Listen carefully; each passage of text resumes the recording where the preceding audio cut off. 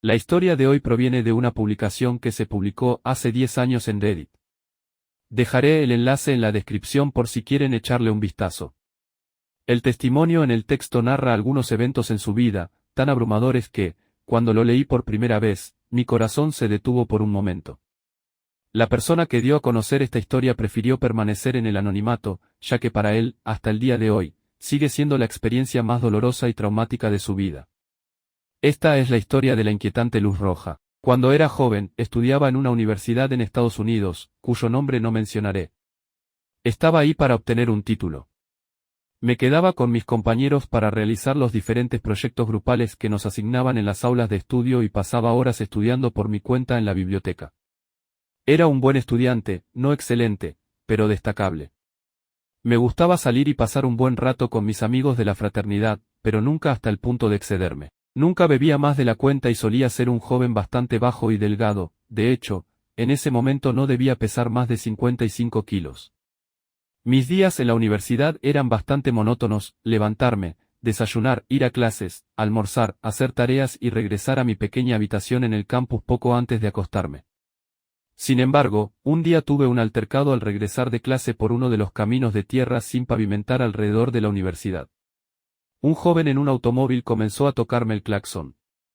La verdad es que en ese camino no había sendero y apartarme no era una opción viable. A pesar de mi constitución delgada, decidí moverme rápidamente a un punto donde pudiera acercarme y dejar pasar el vehículo. La mala suerte fue que el conductor del vehículo era un estudiante de mi facultad y jugador del equipo de fútbol americano. El jugador perdió la paciencia después de unos metros y decidió bajar del coche. Pude oír los pesados y tambaleantes pasos del futbolista, quien debía pesar alrededor de 120 kilos, detrás de mí. Cuando me di la vuelta, vi que el gigante venía hacia mí rápidamente, balbuceando algo ininteligible, posiblemente debido a la cantidad de cerveza que debió haber bebido antes de subirse al coche. No tuve tiempo ni de explicarme cuando el enorme y borracho jugador de fútbol americano me embistió y me dejó tirado en el suelo. Afortunadamente, el ataque no fue más allá.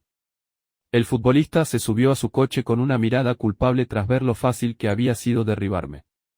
Me levanté con dolor y medio temblando por el golpe. Decidí subirme a una valla de hierro para dejarlo pasar con el coche. Luego continuó su camino rojo. Por la rabia, maldije al mundo mientras la impotencia se apoderaba de mí. Sabía que era imposible defenderme contra alguien que pesaba el doble que yo y que era atlético, mucho menos con este cuerpo delgado que había heredado de mis padres. Esa noche y la siguiente, la rabia me consumió al ver a mi agresor nuevamente entrenando en el campo de fútbol. Pero sabía que no podía hacer nada. Con dolor, seguí mi camino hacia el edificio del campus donde tenía que asistir a clase esa mañana. Semanas después, sin más incidentes, todo volvió a la normalidad, así que dejé de pensar en eso y retomé mi rutina. Tal vez esa experiencia quedaría como una anécdota para contarle a mi familia y amigos y reírnos un rato. Después de aquel incidente, pasaron meses hasta que volví a salir de mi rutina de estudio. Era mi último año en la universidad cuando conocí a una chica que cambió mi mundo por completo. Era hermosa, tanto que, a pesar de mi timidez y vergüenza, me acerqué a hablar con ella. La conversación fue cordial y, aunque ella inmediatamente intuyó mis intenciones, no se sorprendió. No parecía raro, aunque en ese momento tenía algunos pretendientes, le gustaba la amabilidad y la inocencia que yo emanaba. Durante los siguientes meses, parecía que era diferente. Iba a la universidad con una sonrisa en el rostro y tenía una energía distinta. Después de varios encuentros casuales con ella, logré que me diera su número de teléfono, y aunque en ese momento estaba saliendo con otro chico, cada vez que nos encontrábamos conversábamos un rato y sentíamos que nos conocíamos de toda la vida.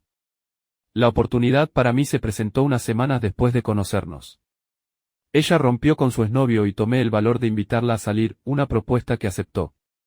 Fue como si los planetas se alinearan y, unos meses después de empezar a salir, nos enamoramos locamente el uno del otro. Ambos nos graduamos al final del curso y decidimos vivir juntos. Conseguí un buen trabajo y ella también tuvo muchas oportunidades. Éramos muy felices y 2 años después de conocernos, decidimos casarnos. Fue uno de los días más felices de mi vida, aunque no el único, ya que poco después ella dio a luz a una hermosa niña que se convirtió en mi tesoro más preciado.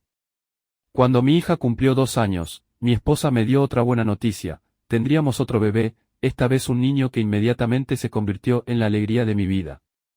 Cada mañana, antes de ir al trabajo, iba a su habitación y les daba un gran beso a cada uno. No podía pedir nada más en mi vida, estaba extasiado, era un hombre feliz y alegre.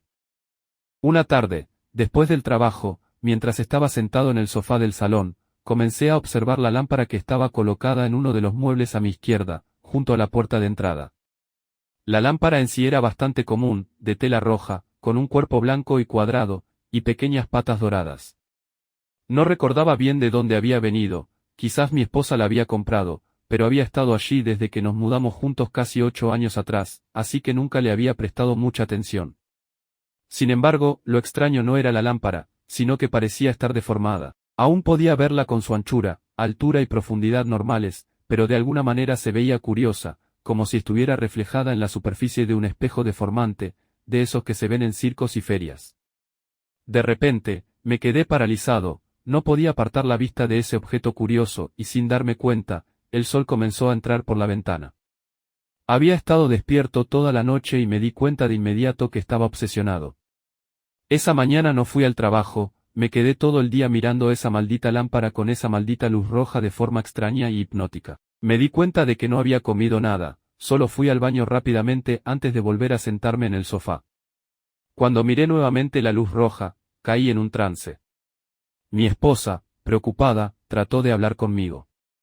Este comportamiento no era en absoluto normal en mí, pero cuando vio que no le respondía, se enojó. Está bien, solo quédate ahí sentado, dijo, pero sus palabras sonaban amortiguadas en mi mente.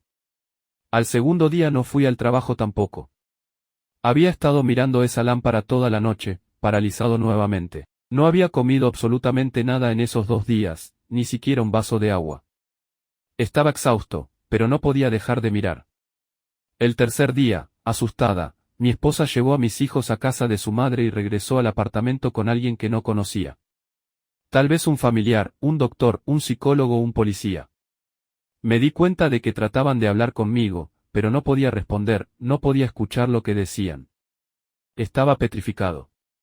Una vez que me dejaron solo, o al menos eso me pareció, comencé a sentir un gran malestar. Seguía mirando la luz, pero comencé a notar cambios. La lámpara se estaba haciendo más grande, poco a poco se estaba ensanchando y profundizando. Sus dimensiones seguían siendo invertidas, deformadas. Creció tanto que dominó toda mi perspectiva, todo lo que veía era rojo. Escuchaba voces, gritos desgarradores y todo tipo de sonidos extraños. Todo el dolor me llegó como un torbellino, un dolor inconmensurable, atroz. Mis únicas palabras fueron, no tengo dientes. Fue entonces cuando abrí los ojos y me di cuenta de que estaba rodeado de personas que no conocía. Podía ver el horror en sus caras, estaban en un estado de pánico, lo mismo que yo, pero no sabía dónde estaba ni qué me había pasado. De repente, vi a un policía que me agarró de los brazos y me arrastró sobre el cemento y la yerba hasta ponerme boca abajo en el asiento trasero de su patrullero.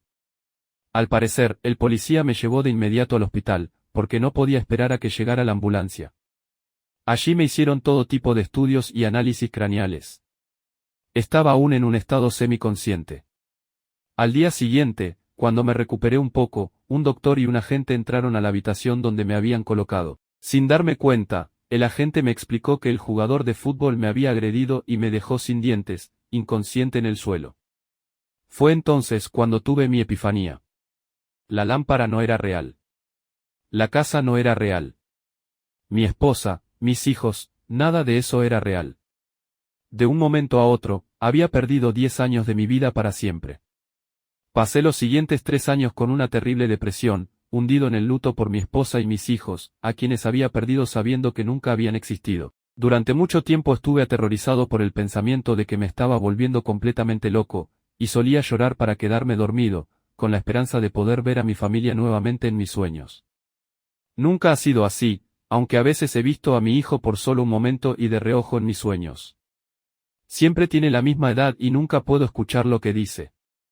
Hasta el día de hoy, la persona que escribió este texto todavía sufre el dolor de perder a toda su familia. Esta historia me pone la piel de gallina cada vez que la leo, y no es para menos. No le deseo esta tragedia a nadie en el mundo.